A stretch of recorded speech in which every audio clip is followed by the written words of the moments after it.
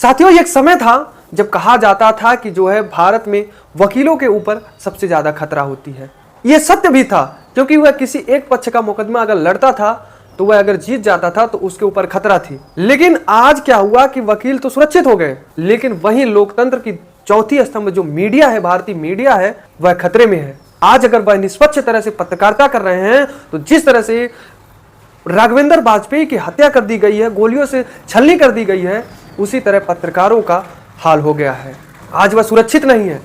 अगर पत्रकार सुरक्षित नहीं है तो मैं कहता हूं कि हमारे देश की लोकतंत्र यानी कि हमारी लोकतंत्र पूरी तरह से खतरे में है। साथियों, एक तरफ हमारे देश की सरकार दावे करती है कि हमारे देश से क्राइम खत्म है, भ्रष्टाचार खत्म है, हमारा देश सर्वश्रेष्ठ है। मैं किसी विशेष पार्टी की बात नहीं करता हूं। वर्तमान में तो हमारे देश में बीजेपी की है और भारत के तमाम राज्यों में बीजेपी से लेकर के अन्य पार्टियां हैं।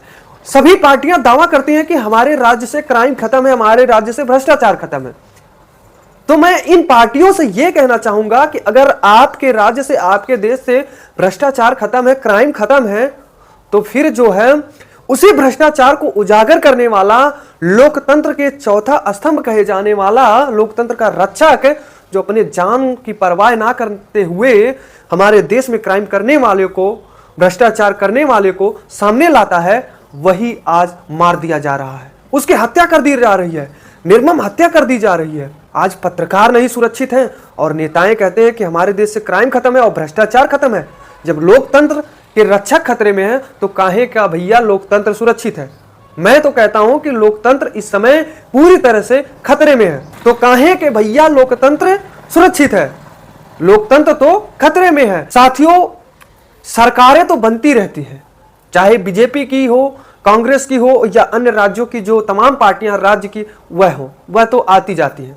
लेकिन जब सरकारें बन जाती है किसी पार्टी की तो वह पूरी दावे के साथ, पूरी कॉन्फिडेंस के साथ कहने लगती है कि हमारे राज्य से, हमारे देश से क्राइम भ्रष्टाचार खत्म है। जनता को मूर्ख बनाती है ऐसा कह करके, जो पूरे दावे के साथ कहता है जिस राज्य का नेता कि हमारे देश से क्राइम भ्रष्टाचार खत्म है, उसी राज्य में सबसे ज्यादा क्राइम भ्रष्टाचार होता है जिस राज्य का नेता ऐसा कहता है। आज क्राइमें तो हो रही है, पूर्व से लेकर ऐसा कोई कह दे कि इस समय क्राइम बंद है, क्राइम मेरे सरकार में बहुत कम हो रही है। क्राइम करने वाला 100 बार सोचता है कि अब क्राइम करेंगे तो हमारे लिए खतरा हो जाएगा, क्योंकि कानून बहुत कठिन है। अगर कानूने मैं इस पर एक काउंट करूं, अगर कानूने इतनी कठोर है मुजरिमों के प्रति, क्राइम करने वालों के प्रति, भ्रष्टाचारों के प्रति, तो फिर क्राइम रुक क्यों नहीं रही है?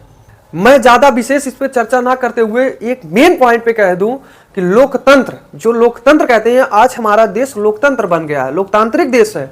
लेकिन मुझे जहां तक लगता है कि यही लोकतंत्र आज बचाने की जरूरत है।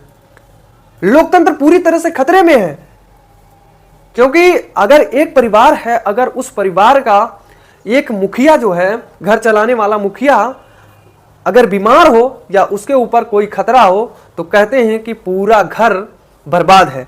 उसी तरह अगर लोकतंत्र का रक्षक जो होता है वह अगर खतरे में है तो समझिए कि पूरा लोकतंत्र खतरा है। क्योंकि लोकतंत्र के रक्षक में मेन पॉइंट की बात करें, जो चौथी स्तंभ कहा जाता है, भारतीय मीडिया। भारतीय मीडिया को मैं वर्तमान में बात करूं तो तमाम लोग कहते हैं कि भारतीय मीडिया बिकाऊ मीडिया है। यहां तक कि एक टैग भी दे दिए हैं गोदी मीडिया के। गोदी मीडिया कहने वाले तनिक भर ये नहीं सोचते हैं कि आज क्या उस पत्रकार के पास जो है घरी परिवार नहीं है क्या उसके ऊपर आप अंदरूनी मामला नहीं जान रहे? पत्रकार क्यों, आप एक पत्रकार जो है देश के प्रधानमंत्री, राज्य के मुख्यमंत्री के ऊपर अगर टिप्पणी करता है, कोई भी व्यक्ति टिप्पणी करता है तो उसका खतरा नहीं है। हालांकि उसके कानून के तहत सजा हो सकती है, लेकिन जानलेवा खतरा नहीं है। वहीं आप इस समय एक नेता, विधायक, एक कॉन्ट्रैक्टर, एक पद पर बैठा हुआ, उच्च पद पर बैठा हुआ व्यक्ति को आप कुछ नहीं कह सकते। अगर वह गलत कर रहा है, उच्च पर बैठा हुआ व्यक्ति, नेता, विधायक, सांसद, कॉन्ट्रैक्टर, आप उसके गलत काम को अगर बताएंगे, लोगों को दिखाएंगे, तो हम कहता हूं कि 24 घंटा छोड़िए, आप 1-2 घंटे के अंदर मार दिए जाएंगे। जिस तरह से आज अभी उत्तर प्रदेश की मैं बात करूं, उत्तर प्रदेश सीतापुर की, वहां पर जो है एक पत्रकार जो है राघवेंद्र वाजपेयी की बात करते हैं। इन्होंने जो है उसी करप्शन, भ्रष्टाचार को उजागर करने के लिए एक खबर छापा था। क्योंकि वहां पर जो है धान की बिक्री में हेरा फेरी गड़बड़ी थी, जिसको उन्होंने जो है सभी के सामने जो है लाया और दिखाया कि नहीं एक गड़बड़ी हो रही है। इसके बाद कुछ लेखपालों को जो है हिरासत में लिया गया था। लेकिन निष्पक्ष पत्रकार ने जब यह खबर को छापने से पहले वह पत्रकार राघवेंद्र वाजपेयी ये नहीं सोचे होंगे अगर मैं निष्पक्ष पत्रकारिता करूंगा तो मेरे ऊपर जानलेवा हमला हो जाएगा, इस तरह से फायरिंग हो जाएगी। साथियों, आप नीचे इमेज को देखिए, ये सीसीटीवी कैमरे का फुटेज है। राघवेंद्र वाजपेयी की जब यह खबर चलने लगी, अखबारों में आई, तो भ्रष्टाचार करने वाले लोगों को बुरा लगा। उसके ऊपर यानी कि राघवेंद्र वाजपेयी के ऊपर हमला कर दिए, जानलेवा हमला कर दिए। और वही ये तो राघवेंद्र वाजपेयी हैं, ऐसे ना जाने कितने पत्रकार मारे जा रहे हैं हमारे देश से, हमारे राज्यों से। अभी पूर्व में जो है एक पत्रकार की जो है एक कॉन्ट्रैक्टर ने जो है हत्या कर दिया था उसको। इस तरह से हत्या किया कि जैसे सब्जी मूली गाजर काटी जाती है उस तरह से उसको जो है मारा गया था, काटा गया था, पीटा गया था। अगर आज इस तरह से जो है एक पत्रकारों को जो है इस तरह से मारा जाएगा, पीटा जाएगा, उनको निष्पक्ष पत्रकारिता नहीं करने को मिलेगा, तो क्या लोकतंत्र सुरक्षित रहेगा? हमारा देश विश्व गुरु बन पाएगा? नहीं बन पाएगा।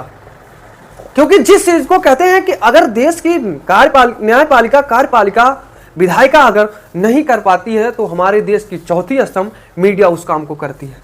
मीडिया सामने आती है तब वह काम हो पाता है। आज वही जो है खतरे में है।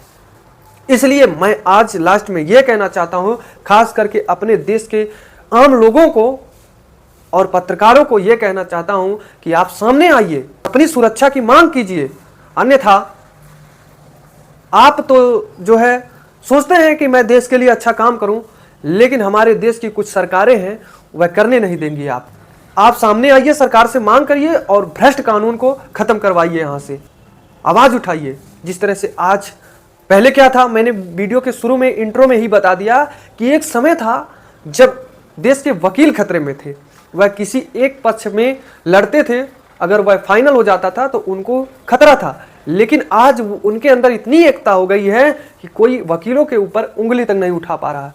लेकिन वही लोकतंत्र का जो चौथा स्तंभ है वह दिन दहाड़े मार दिया जा रहा है। इसलिए आप सामने आइए, एकता बनाइए, अपने पत्रकारों में एकजुट होइए और ऐसे गलत कानून, करप्शन, क्राइम को रुकवाइए। साथियों, रुकवाइए और देश को सर्वश्रेष्ठ बनाइए, लोकतंत्र को सुरक्षित रखिए। तो साथियों, यह थी आज की हमारी कुछ खास वीडियो, जिसमें मैंने आज बता दिया कि देश के चौथी स्तंभ खतरे में है। किस तरह खतरे में है उसके बारे में मैंने बताया वीडियो में। और आपको वीडियो यह कैसी लगी, भारत की नीति कैसी है इस समय, उसको भी आप कमेंट में बताएं। तो दीजिए ब्रिजेश गुप्ता को इजाजत, मिलते हैं नई मुलाकात नई वीडियो के साथ। धन्यवाद।